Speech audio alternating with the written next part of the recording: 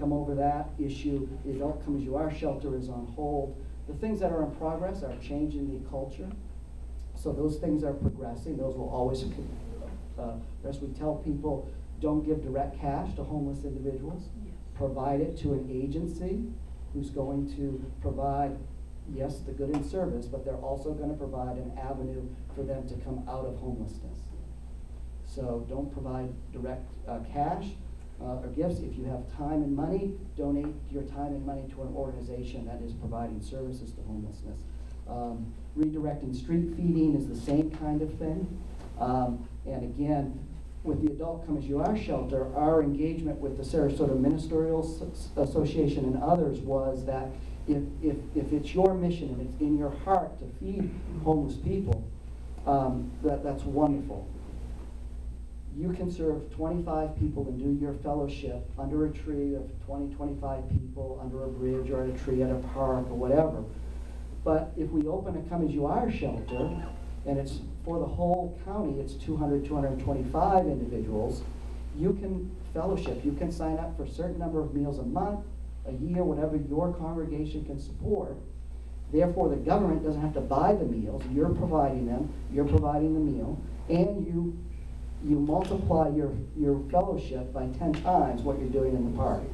And everybody gets directed to the containment of the shelter, both the homeless where the services are and the faith-based organizations. So that will be a continued conversation if we can get results in the bed. The long-term housing placement, like Valerie's working on, there's a number of folks collaborating to do that, and we're trying to support all of those initiatives. So, yes. It sounds like what you're telling us here, it sounds like you have another wealthy organization. You're just given, given, given. Where are you going, the spirit of Valerie that says they have responsibilities? Give them responsibilities. Give them empowerment. What are you doing? Now, why you built 7 houses? Why didn't you build one big apartment building? You could have, for the same money, you could have probably housed 20 families instead of 7. Yeah. Why does everybody have to have a house? Get apartments, build a 3-story apartment building, 4-story. The happiest people are supposed to be in Denmark. They live in apartment buildings with 20 families. They have a common room. They eat together. They have people that cook once a month. Everybody has to cook once a month. And then the whole community goes and is together. The children all have sisters and brothers because they all live together. They're supposed to be the happiest people. Why do we have to have individual homes? Give them apartment buildings for the same money, and you have so many more people. And also, the homeless, the poor, everybody has responsibilities to pull themselves up on their bootstraps. You're always telling the middle class, you have to give the poor poor. Well, the middle class doesn't work. It works hard and uses their own responsibilities. So tell these people, you have to do something about it. You can't just get it. You can't just give it. Yeah, my experience is, and Valerie can probably speak to this much more, when you look at the homeless population, and I'm talking families and children, adult homelessness, most folks want to be accountable and responsible. They want to improve their life. But you're not doing it. If you just given, then it doesn't work. You know, the program that's put together for families and children is not about enabling. It's about their accountability for the program in order to meet their own sustainability. And it is very short-term housing. It's what I talked about with 7 houses. They stay there in that supportive housing in a measure of weeks. Okay. No, then they're working a sustainable plan to move on with whatever their needs are. Everyone is assessed with the same, I didn't get into this, everyone is assessed with the same assessment tool. And the only other thing that I would point out, because I hear this, and even for the population that won't pick themselves up by their bootstraps, because we do have that population. So we as a community have to decide, how do we deal with that population? Do we like the way we're dealing with them now? Because what they're doing now is they're living on the streets. When they need medical care, they go to the Sarasota Memorial Hospital emergency room, the most expensive way to get their medical coverage. And who pays for that? We all do. Okay? Next, they get arrested. They go to the jail.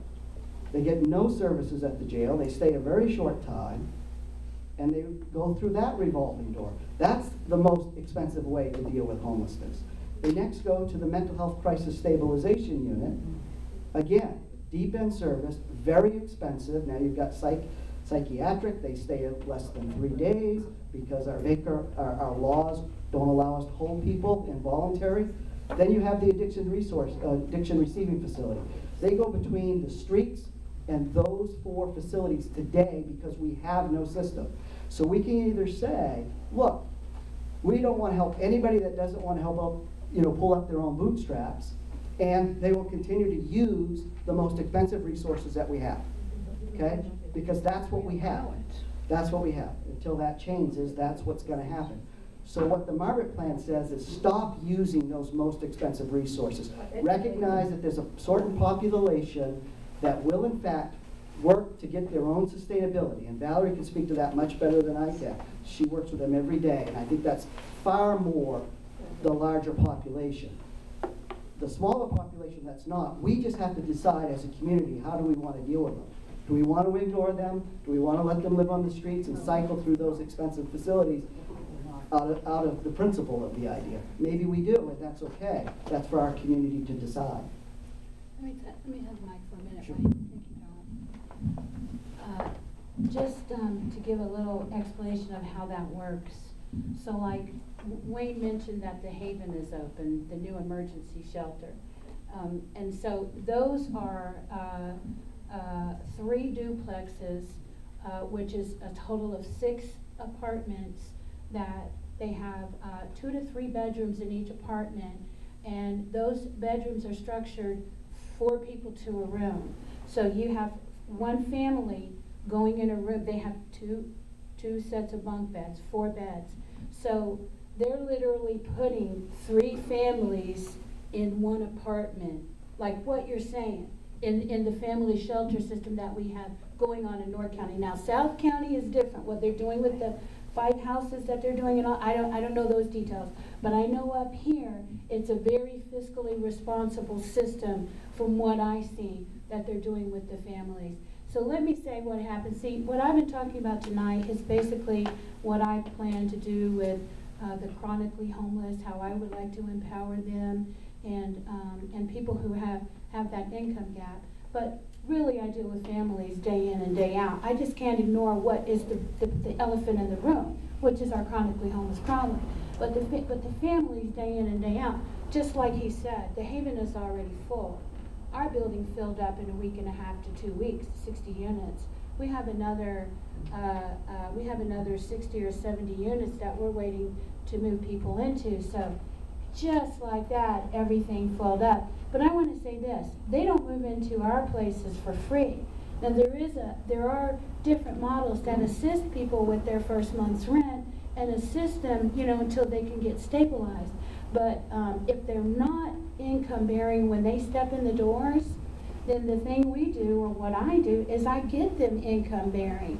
They have to work right away with me to get into a Dress for Success program, which Beth Colvin is a part of. They have to immediately start job preparation. And I mean, I literally take them out doing job applications, not just me, but the volunteers who work with us. And we have people just like this going into jobs, getting their resumes built up, people getting hired day by day. Just yesterday I had Jack Brill calling me saying, can you send me anybody? Do you know who Jack Brill is? A lot of people in here do. He just ran for office as a Republican candidate.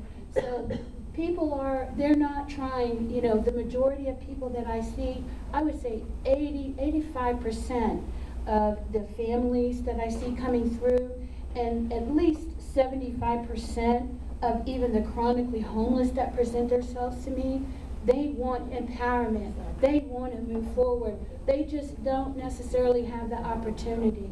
So there's not a whole lot of enabling going on. And with Dr. Margaret, he doesn't play that. Now his shelter system you know, the shelter system, it is what it is. It's a shelter, and then you still have to figure, well, where's people gonna go from there?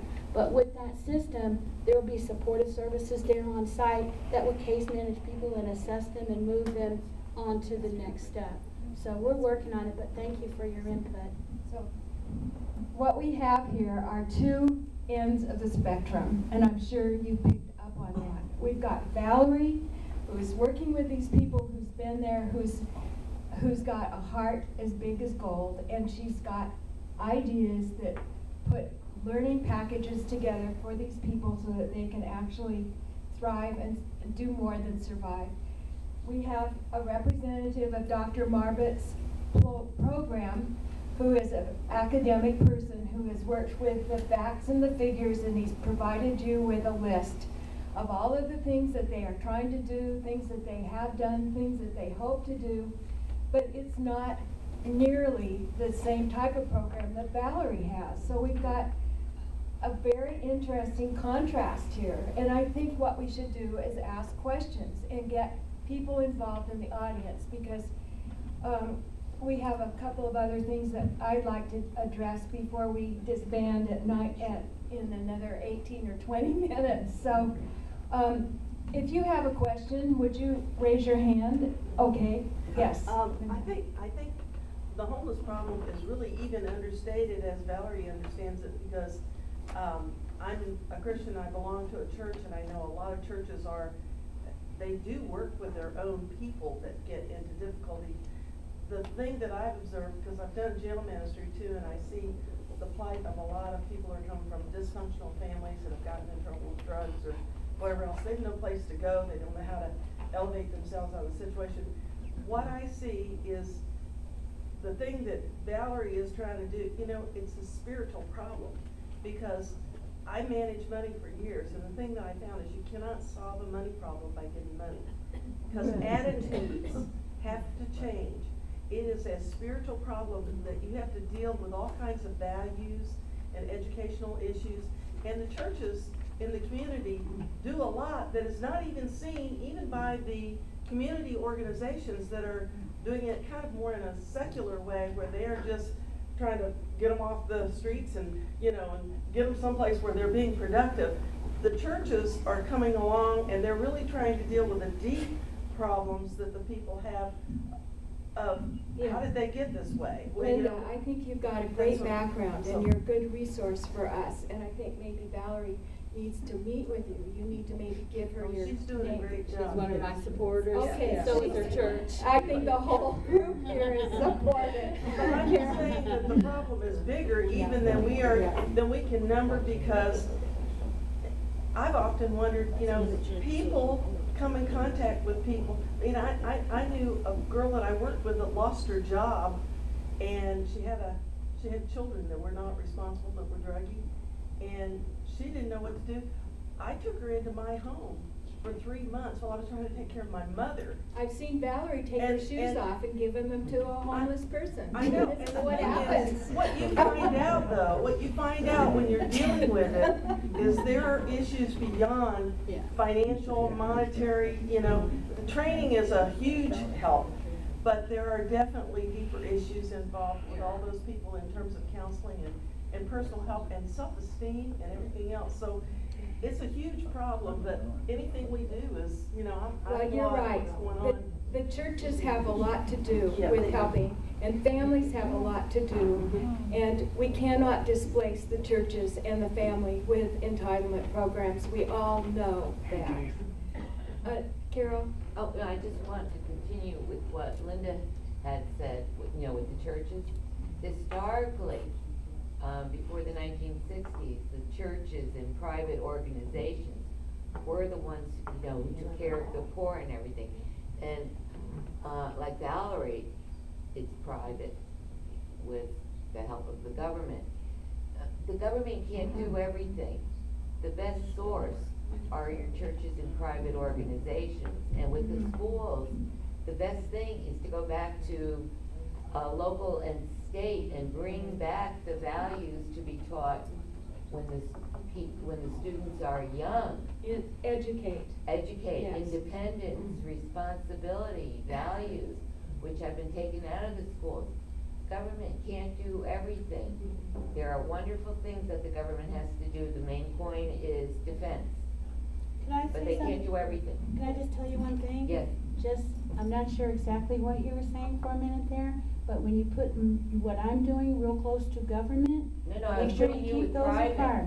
Yeah, because we have never No, applied I for know any that. type of government assistance, none of that. It's all No, I know the that, charity Val. of the community and other organizations partnering with us, okay? I just wanna Yes. make sure you're clear with No, that. I know that. Any other, Patricia?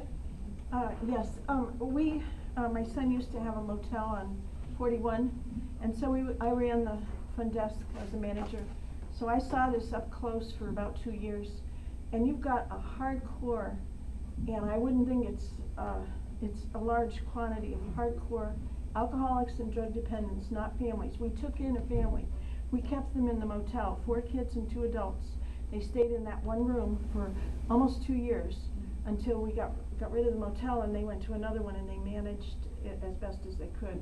And now they have their own house. But that's an exception, and the man in the family has been still using drugs, but not, just not the hardcore drugs. But the thing of it is, I've been still working with some of those people trying to help them. They're hardcore, and they keep going back to it, even though they've been given entitlements. They use those plus. And one of them even works part-time, and he can barely stand up. I mean, he gets drunk every single day till he can, it's amazing he's still alive. But I've been watching this, and I don't know how to help him. And I know They don't the want it. sheriff's department, when they're called in, when there's a problem like this, often says, I'm sorry, you're the landlord, you need to solve this problem, it's your problem. Oh, And yeah. that is shocking to me. Well, these I've guys seen live in that tents. happen.